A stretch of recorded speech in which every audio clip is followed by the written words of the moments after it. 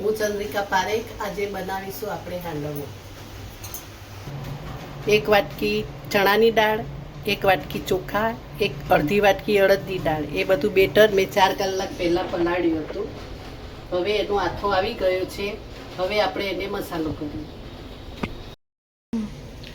ગાજર, મકાઈ, કોથમીર, કાંદો, કેપ્સિકમ, આદુ મરચાંની પેસ્ટ, પલાળેલી ચણાની દાળ અને કોબી.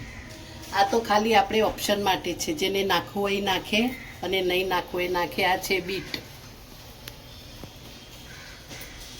હવે આ બેટર તૈયાર થઈ ગયું છે. હવે આપણે અંદર ગાજર, કેપ્સિકમ, મકાઈ,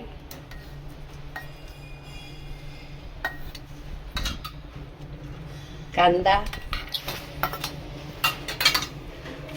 1 કલાક પહેલા પલાળેલી ચણાની દાળ,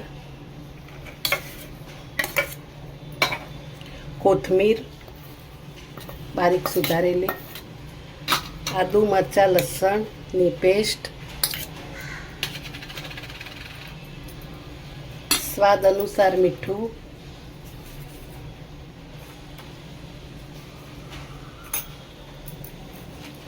હવે એને હલાવવાનું. હવે આપણે નાખીશું બીટ.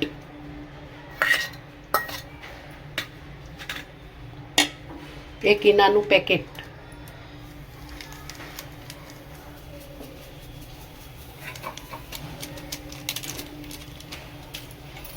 હવે એને એકદમ બેટર તૈયાર કરવાનું. બીટ તો ઓપ્શન માટે જ છે, જેને નાખવું હોય નાખે, ન નાખવું હોય તો કાંઈ નહીં. કોબી,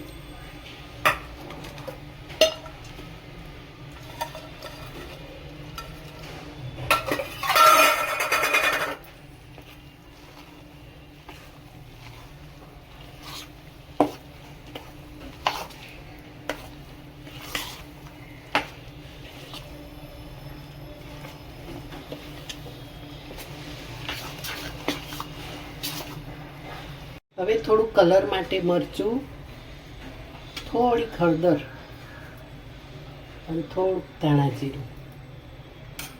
ઓપ્શન છે.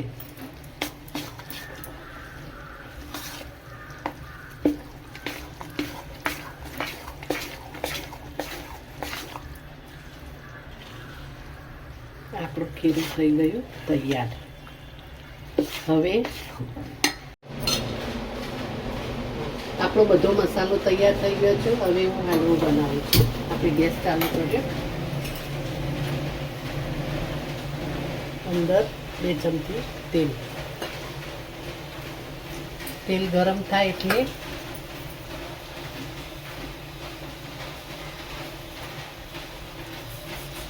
અંદર રાઈ અને ચીટકા. આપણી રાઈ ફૂટી ગઈ છે. હવે હિંગ નાખીએ અને તલ.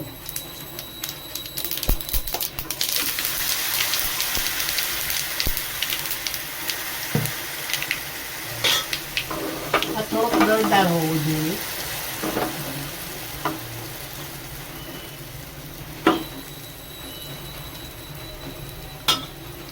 હવે એને ધીમા તાપે થવા દેવાનો. ઢાંકણ ઢાંકી દેવાનું.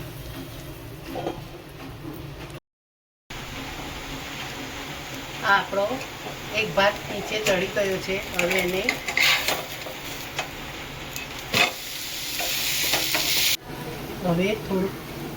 થોડુંક તેલ નાખીને બીજી બાજુ ચડવા દેવાનું.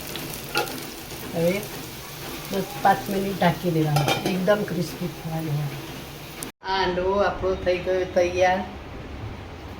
સોસ સાથે, ગ્રીન ચટણી સાથે, ચા સાથે, કોકોનટ ચટણી સાથે, જેની સાથે લેવું હોય એના સાથે લઈ શકાય.